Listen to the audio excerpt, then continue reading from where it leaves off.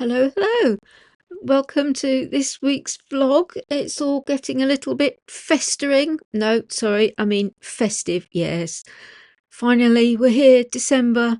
The weather's getting colder and it's all beginning to feel a lot like Christmas. All the Christmas festive markets are well underway. There's been two at the village and one at a village where I used to live, but I don't live anymore, in Mells.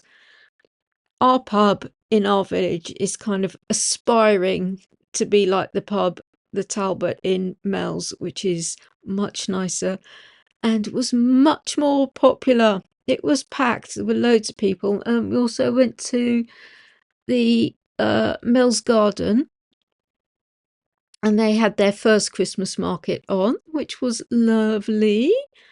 And the garden's looking very wintry, and it looked like they were doing sort of mulled drinks and stuff later on, but we got there a bit early, so that wasn't happening yet. They were just setting up. But anyway, it was still lovely to see, even though it was rainy and miserable. I had a little drive around the village in Mells as well, and oh gosh, I wish I could move back there. I loved living there. It was when I first moved there in back to Somerset, and my first rental was in Mells.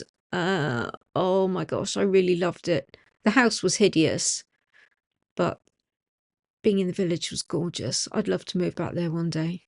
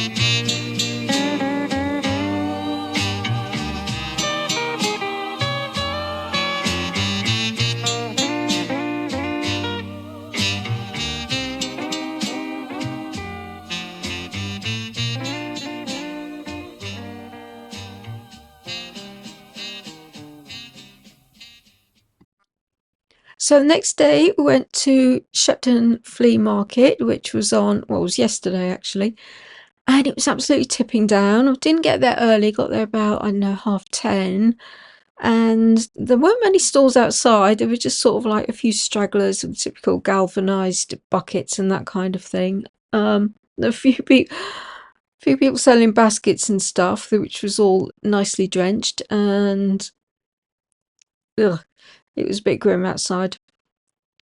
Inside was a lot better. Not as packed as it could have been. It was still, room to manoeuvre. So yeah, I'm thinking about doing another Shepton Flea myself. I did I did either the Shepton Flea or the antique market. I can't remember which it was, but I was on my own and I was upstairs, and you have to lug all your stuff by yourself all the way from the car park, it's miles away, and obviously carrying huge big bags of vintage menswear and clothing and the rails and the dummies and the mannequins and the big tubs and everything. It was really hard work on your own. So it kind of put me off, really. I was like, oh, too stressed. But Maureen said she'd help me, so I might do another one. I'm thinking about it, especially for the bigger stuff, because I've been trying to get into the Castle Cary antique market, but every time I go, they just say no. Even though they have no idea what I sell, they just don't want to look at me and say no. But there you go. That's Castle Cary for you. Yeah. But there was some beautiful jewellery at the market, really, really gorgeous. I love that 1920s. That was like a tiara and a headband. So pretty. And this chap, they also had, although I didn't show it, they had a gorgeous George Pierre carved horn wasp, but it had a little silver butterfly on it and a dangling sort of coral drop as well. I've never seen one with a sort of additional silver on it. It was absolutely stunning. But I think he said it was like 380 or something they wanted for it. It was about 2 inches high. Quite small but beautiful.